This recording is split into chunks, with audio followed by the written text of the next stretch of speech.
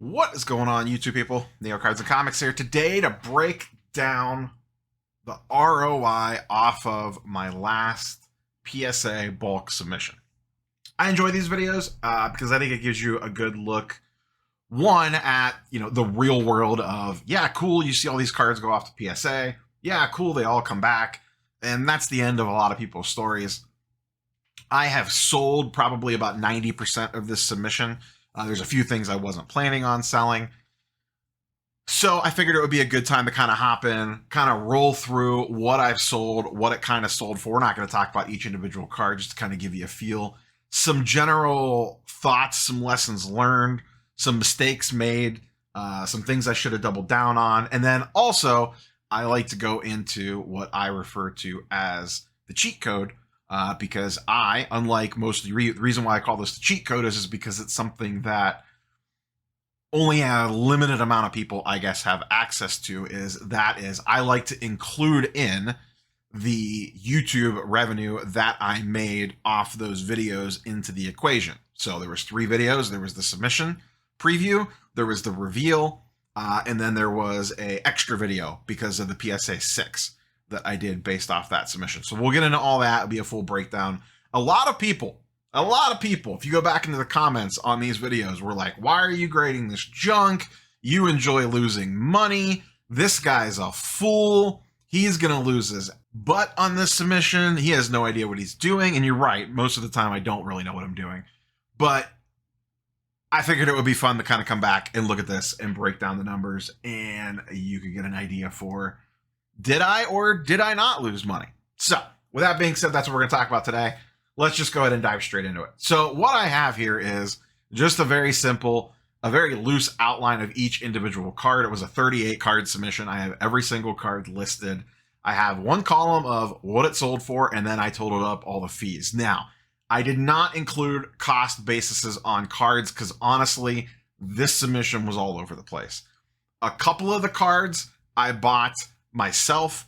A lot of them were just random stuff I had laying around from ripping wax, and I did not keep track of what came from where. So that's on me. So for the purposes of this, we are just going off of the PSA submission fee, and I'm sure someone will be mad about this in the comments. This isn't a good representation because you didn't include the cost basis of the card. It is what it is. I don't know what wax came out of what. I could go back and rewatch all the videos.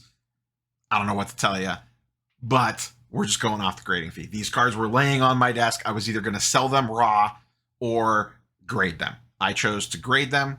It is what it is. So that's the one asterisk here that I will give you in this little breakdown. So couple things. One, spoilers, I did make money on this submission. I did come out in the green without even factoring in the YouTube content revenue, which isn't a ton, but it does help kind of offset some stuff. I sent in too many base cards, that's for sure. I probably didn't look a lot of cards over well enough because I did get a lot of PSA 9s in this submission. I think it was like 60-40 10s to 9s, which is pretty good. That's a lower number for me. I usually gem at a little bit higher percentage than that, but I was a little fast and loose for this one.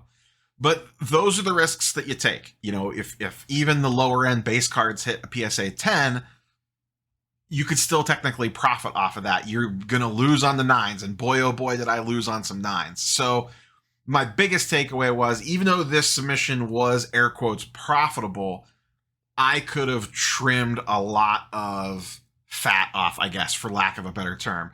There was a lot of excess stuff that I sent in that in hindsight, I probably should not have sent in, that sold for way less than what the grading fee was. The way that I approached a lot of this stuff is some of the stuff I sold buy it now, it sold very quickly. We'll talk about that.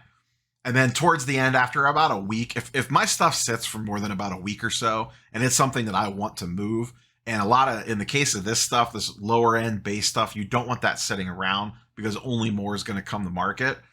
I just ended up running 99-cent auctions on a bunch of stuff towards the end. Now, in some cases, that worked out fine. In some cases, I got destroyed. We'll talk about it. So, off the rip, the 2 cards that were the easiest to sell by far, these things flew, were these Ohtani World Baseball Classics.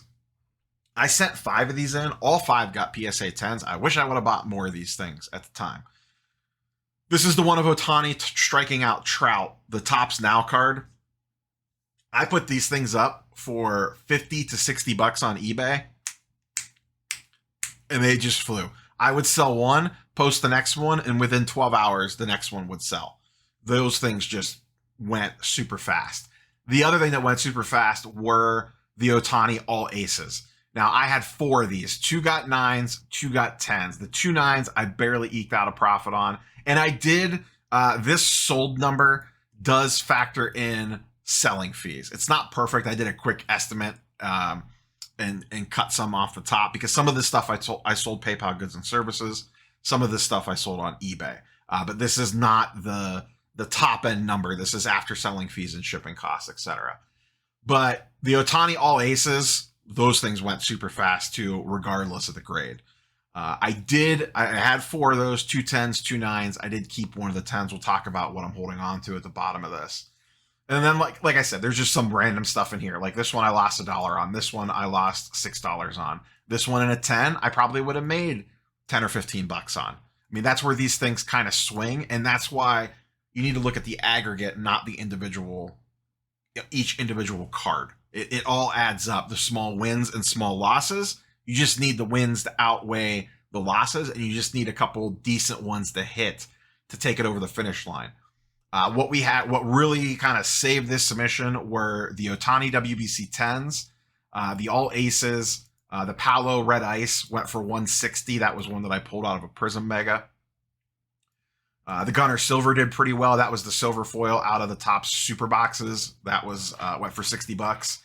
And then once again, you kind of get into the weeds here of $12, cost $16 to grade it. But then you have these ones here, 20, 20, 20, or 21, 20, 24, 25, 16 bucks to grade it. So, you know, it doesn't sound like a lot, but over the bulk of a big submission, $5 here, $10 here adds up. Now, there's the flip side. You know, this one sold for $4. I think this was a PSA 9. This one sold for $6, $3, $4, $3. This was the stuff that I could have cleaned up a little bit better. But, you know, you got this Hector Luna, I believe this was a Lunar Spotlight, sold for $40. Here's some ones down here. These were, or Lunar Refractor. This was a Spotlight. Josh Young, that one sold for $30. There's a Jorge, that was a Lunar Refractor. That one sold for $30. So you can see, plenty of wins here, definitely plenty of losses. Like I said, these are the things, these base cards, some of these were base cards. Lunar Refractors are random players that probably shouldn't have been sent in the first place. Now, if they PSA 10, maybe it would have been a whole different story. Those are the risks that you take. But like I said, over the bulk of the submission, you just need to win more than you lose and have a couple decent things in there that give you a good ROI, and then you end up coming out ahead. Let's scroll down to the bottom here and look at the totals. $930 is what I brought in. $648 is what I spent in grading fees and shipping. And that's the shipping to and from PSA. Once again, the individual shipping charges, I charge for shipping on most of my orders on eBay. So that's already all factored into these prices here. But it was like $5 or $8 for me to ship the order to PSA. And then it was like 30 some bucks to get it shipped back because of their insurance that they put on it and everything, which is fine. So roughly, before we even factor in anything else, I'm up a couple $100. We'll get to the specific numbers here in a second. And then cards I still have left that I did not end up either choosing to sell or have sold yet. I have the J-Rod Blue Sparkle in a PSA 9. That is one that I bought as a single. So I know I'm basically going to probably net out even on that. I think I paid like $90 for that card. So I'm probably going to lose about 10 or 15 bucks on that card, depending on what it sells for. Actually, probably closer to 30 because of the grading fee and eBay fees, depending on what it goes for. That one has not sold yet. So technically, I would lose a little bit more, but that one has not sold yet. The Quan Blue PSA 9, I'm probably just going to hold on to that. The Chase DeLautner Gold PSA 9, I'm going to hold on to that. He just came back from an injury. He's the Indians or Guardians minor league prospect. I'll just hang on to that for a while and see what happens there. This SJ8 is a Spencer Jones paper PSA 8. That card's basically worthless. It's like a $1 card, $2 card. I'll probably take it with me to the National and just give it to a kid. The PSA 6, that's the one that I did the separate video on. That card has been cracked out, obviously, because I cracked it out in that video. that card may end up as a fun thought experiment. Let's just say the journey is not over with that card yet. Depending on what I send next to where, that card may be snuck into that submission and see what it grades somewhere else just for the lulz, just for the content, basically. So we'll see where that PSA 6 goes from here. But the story is not over with that card. There was an Otani WBC PSA 10. I kept one of those for myself. And there was an Otani All Aces PSA 10 that I also kept for myself. So those are stashed away. Should I have sold them? Probably. I could probably buy them back cheaper later. But it's the only two Otani cards that I own, and I really like that All Aces insert, and I really like the image on that WBC 10. I don't think that card will be rare. They sold a ton of them. But those two I did decide to keep. So I still have these, what is that? 1, 2, 3, 4, 5, 6, 7. 7 cards with like 5 of them being real cards. One's the PSA 6, one's the SJ 8. And I am up about $300, a little less than $300. Now, let's look at the content side, because that plays into this as well. It would be unfair for me not to include that in here. Like I said, that's what I consider the air quotes cheat code. So let's go over and flip over to the YouTube analytics page really quickly. All right, little behind the scenes YouTube analytics for these individual videos. This was the PSA submission preview video. So this was me showing what cards I was sending off to PSA.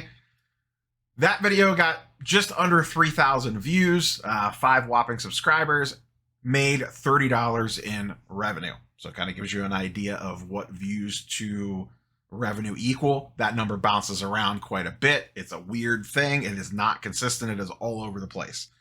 We will see that in these next two.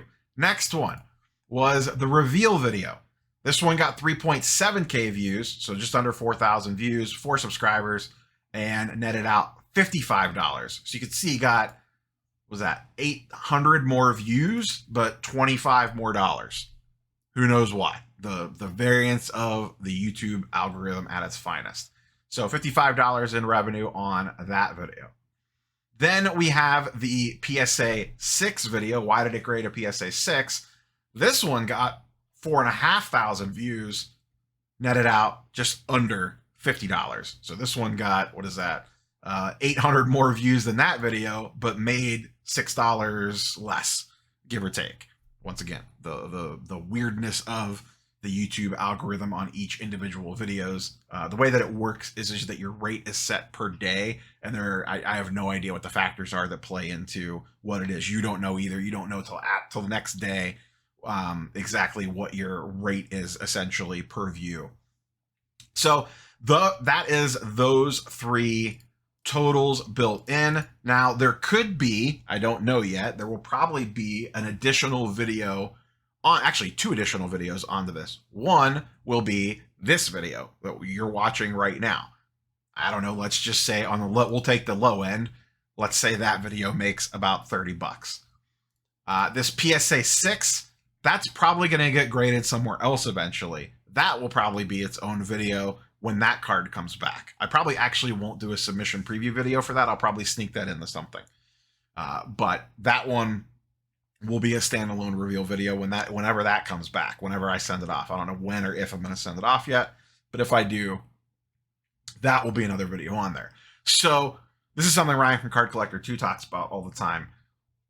One thing, a PSA submission, one is, there's the whole PSA submission side of it, but that turns into, as of right now, 3 pieces of already done content. This one being a 4th video that you're watching now. And then if I do something with that PSA 6, a potential 5th video on that as well. So everything is content, basically. So now let's flip back to the spreadsheet. Now factoring in the YouTube revenue, these are the 3 videos that we know exactly what it's for. I put an estimated $30 in for this actual video that you're all watching now. That brings the total up to about $1,100. And like I said, we still have some cards to sell. So roughly speaking, let's just call it $400 on the good side in the green, plus a handful of cards. I'll take that out of a PSA submission. For everyone that was dooming and glooming in the comments, sure, could it have been better? Absolutely. Did I send some cards that probably shouldn't have got sent? Yes. Did some of them work out okay? Yep. Did some of them not work out okay? Yep.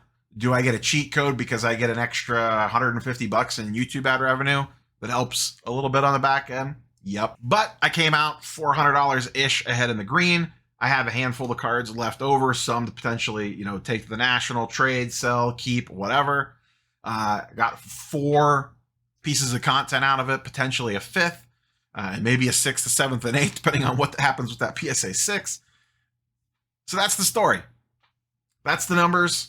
Hope this was insightful. Hope this kind of gave you a little peek behind the scenes. I know some people enjoy the in the weeds YouTube nonsense, but also kind of give you a real world example of what a PSA bulk submission looks like, what it looked out like going out, what it looked like coming back. Now, like I said, there's the asterisks here. I do not remember the individual cost basis for every single one of these cards. Some of it is, part of the wax rips, and that gets into its own whole little thing, depending on if I opened it up on camera or not, and all that nonsense. So it is what it is.